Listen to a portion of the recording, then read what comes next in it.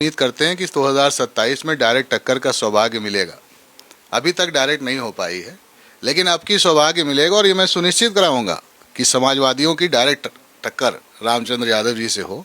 इसको मैं व्यक्तिगत तौर पे सुनिश्चित कराऊंगा। और रहा सवाल और ब्राह्मण समाज की, जहाँ तक बात है, बड़ी तादाद में यहाँ ब्राह्मण समाज के लोग इस समय बैठे हैं। सभी जानते हैं कि समाजवादी पार्टी की सरकार में अगर लैपटॉप देने का काम किया गया था, सवाल यहाँ के वर्तमान विधायक जी का, तो वो मुझे लगता है कि वो इस बात को बहुत अच्छी तरह समझते हैं कि समय बदल रहा है, परिवर्तन आने जा रहा है। तो जब परिवर्तन आने जाता है और वो लोग जो कमर्शियल राजनीति करते हैं, जिनका राजनीति का पैटर्न ही है सिर्फ और सिर्फ अपने बारे में सोचना, जिनका अपना ही विकास, अपनी ही बढ़ोतरी और अपने ही सारे ताने बाने को जो मजबूत करने के लिए राजनीति करते हैं, ऐसे लोग परिवर्तन से ज़्यादा भयभीत होते हैं। हमारे साथ रुदौली के से विधायक और पूर्व मंत्री रहे अब्बास अली जैदी जी हैं, रुश्दी मियाँ के नाम से प्रसिद्ध हैं, और आप इससे पहले मैंने इंटरव्यू किया भी था। कार्यालय है ये, तो हमेशा से इसका एक तरीका है।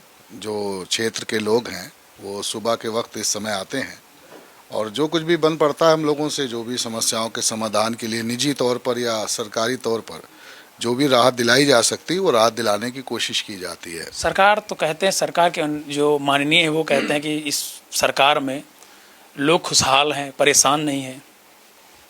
अब यहाँ पे बैठे लोग हैं और लगातार बड़ा चैनल है आपका, आप भी क्षेत्र में जाते हैं और मुझे लगता है कि रुदौली विधानसभा क्षेत्र की कई ज्वलंत समस्याओं को आप स्वयं भी दिखा चुके हैं। खुशहाल वो खुद हुए हैं और हो सकता है उनके साथ में रहने वाले लोग खुशहाल हैं। रुदौली विधानसभा क्षेत्र की वास्तविक स्थिति ये है कि जहाँ पर विकास के बड़े ढिंढोरे पीटे जाते हैं, अभी बरसात थोड़ी सी शुरू हुई है, अब किसी भी गांव के अंदर चले जाइए, कोई गांव ऐसा नहीं बचा है इस विधानसभा क्षेत्र में जहां जल भराव की समस्या ना हो। इस विधानसभा क्षेत्र का कोई एक भी नौजवान, उसको रोजगार का अवसर इस विधानसभा में नहीं मिला। इस विधानसभा क्षेत्र में जो भी आया, जिसके बारे में बहुत सारे दावे किए गए, जो योजनाएं यहाँ पर सरकार द्वारा आई हैं, उसका लाभ इस विधानसभा क्षेत्र में रहने वाले लोगों को नहीं मिल रहा है।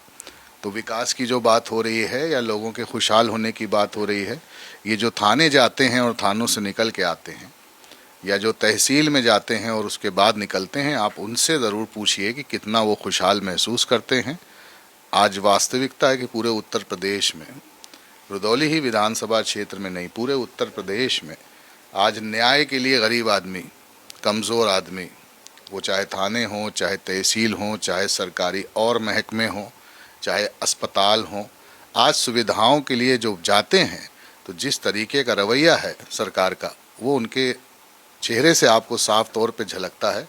तो आज उत्तर प्रदेश में परिवर्तन की बयार इसी कारण से चल रही, क्योंकि लोगों को ये इस बात का एहसास हुआ है, किसानों को भी एहसास हुआ है, नौजवानों को भी एहसास हुआ है, महिलाओं को एहसास हुआ है, मजदूरों को एहसास हुआ है, बेरोजगार युवाओं को इस बात का एहसास हुआ है कि 27 में अगर परिवर्तन अखिलेश यादव जी की शक्ल में नहीं होगा तो उत्तर प्रदेश के हालात और भी ज़्यादा बदतर होंगे। और विकास की उम्मीद, नौकरी की उम्मीद, महिला सुरक्षा की उम्मीद और किसानों के उत्थान की उम्मीद सिर्फ और सिर्फ अखिलेश यादव जी से ही है।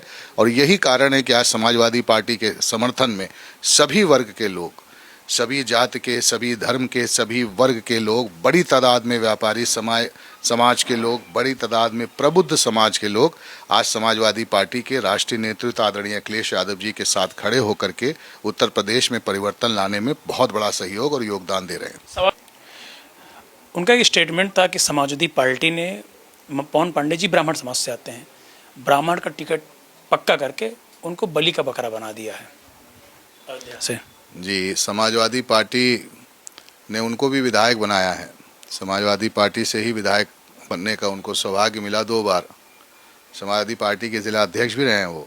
उनकी तो पहचान ही समाजवादियों से है। और जिस तरह की बात कर रहे हैं आदरणीय पवन पांडे जी, समाजवादी पार्टी के एक बड़े नेता हैं और समाजवादी विचारधारा से अपने छात्र राजनीति से जुड़े आए हैं। माननीय मुलायम सिंह यादव जी को हमेशा उन्होंने राजनीति में अपना आदर्श माना। आदरणीय अखिलेश यादव जी के एक सच्चे और मजबूत सिपाही की तरह काम करते हैं।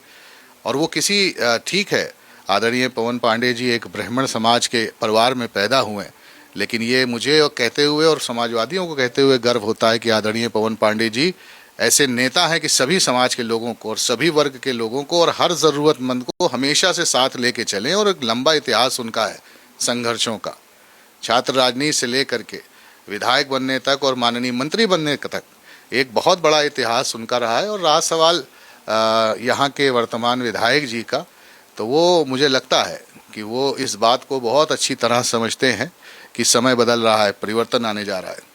तो जब परिवर्तन आने जाता है और वो लोग जो कमर्शियल राजनीति करते हैं, जिनका राजनीति का पैटर्न ही है सिर्फ और सिर्फ अपने बारे में सोचना, जिनका अपना ही विकास, अपनी ही बढ़ोतरी और अपने ही सारे ताने बाने को जो मजबूत करने के लिए राजनीति करते हैं, ऐसे लोग परिवर्तन से ज़्यादा भयभीत होते हैं। तो भयभीत होकर के अगर वो कोई बात कह रहे हैं तो उसको भी आप बहुत ज़्यादा संजीदगी से न लें। परेशान हैं, परेशान इसलिए भी हैं क्योंकि रुदौली विधानसभा क्षेत्र में अब कोई ऐसा कुछ नहीं होने जा रहा कि जिसके कारण उनको लाभ मिल जाए।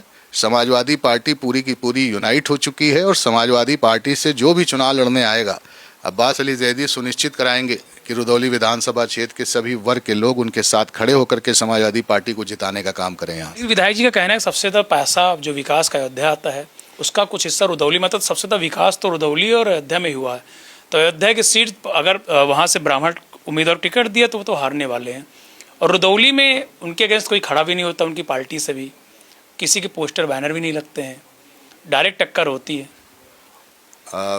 डायरेक्ट ही टक्कर तो नहीं हुई है। हम उम्मीद करते हैं कि 2027 में डायरेक्ट टक्कर का सौभाग्य मिलेगा। अभी तक डायरेक्ट नहीं हो पाई है, लेकिन अब की सौभाग्य मिलेगा। और ये मैं सुनिश्चित कराऊंगा कि समाजवादियों की डायरेक्ट टक्कर रामचंद्र यादव जी से हो, इसको मैं व्यक्तिगत तौर पे सुनिश्चित कराऊंगा। और रहा सवाल और ब्राह्मण समाज की, जहाँ तक बात है, बड़ी तादाद में यहाँ ब्राह्मण समाज के लोग इस समय बैठे हैं। सभी जानते हैं कि समाजवादी पार्टी की सरकार में अगर लैपटॉप देने का काम किया गया था तो उस समय जो सबसे ज़्यादा शिक्षित लोग थे, जिनके परिवार के सबसे ज़्यादा लोग इंटरमीडिएट पास किए थे, वो वही समाज के लोग थे जो पढ़ाई की महत्व को समझते हैं, पेट पे पत्थर बांधते थे, अपनी बजटिंग करते थे और पढ़ाते ज़रूर थे। और ऐसे कौन से वर्ग हैं पूरा उत्तर प्रदेश जानता है, आप भी समझते हैं कि वो कौन से वर्ग थे जिनको लैपटॉप का सबसे ज़्यादा लाभ मिला। जैसे मैंने चंदा चोरी घटना का जिक्र किया था, तो उन्होंने कहा कि सपा के लोग इस मामले को उठाते हैं, अगर उन्होंने 1 रुपया दान किया हो तो वो रसीद दिखाते, हम पैसा उनको वापस कर देंगे। हाँ, ईमानदार होंगे वही चोरी की बात उठाएंगे। चोर को इसी तरह चोरी की बात नहीं उठाता। समाजवादी पार्टी के लोग ईमानदार हैं और जिनकी बात आप कर रहे हैं, मुझे नहीं लगता कि उनको आस्था सिर्फ और सिर्फ राजनीति के लिए चाहिए या उसका प्रचार करते हैं। ये कौन सा ऐसा स्थान है जहाँ पर आप भी अपनी हैसियत के मुताबिक, अपनी श्रद्धा के और अपनी आस्था के अनुसार, आपने भी कई जगह पे चंदा और चढ़ावा दिया होगा। क्या कोई रसीद शिवम भाई आपके पास है? राम मंदिर की रसीद कटती थी ना। अगर कट रही होती तो इतना बड़ा घोटाला नहीं होता। कितनी आज बात क्या हो रही है, सरकार ने खुद इस बात को स्वीकार किया, तभी SIT का गठन किया गया। वो बात अलग है कि सरकार असली दोषियों को बचाने की भरपूर कोशिश कर रही है, लेकिन इस देश की न्यायपालिका पर हमें विश्वास है।